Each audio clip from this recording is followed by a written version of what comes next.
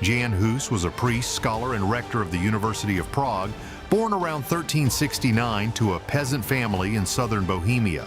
He read deeply in the works of John Wycliffe and began preaching at the Bethlehem Chapel in Prague in the Czech tongue, drawing crowds.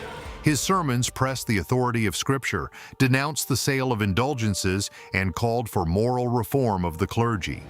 His arguments anticipated the Reformation by a century, that Christ alone is head of the Church, that no pope or council can stand against the plain word of Scripture.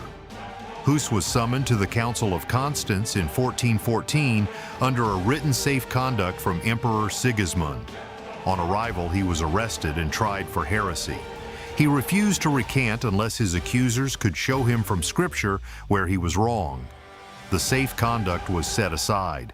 On July 6, 1415, he was led to a meadow outside Constance, stripped of his vestments, his head pressed into a paper crown painted with demons, and tied to a stake. He prayed and sang the Psalms aloud as the flames rose. A century later, Luther was accused at the Leipzig debate of holding the errors of Hus. Luther read Hus and wrote, "We are all Hussites without knowing it." Hus had said, "Today they roast a goose, but in 100 years a swan will sing whom they cannot silence."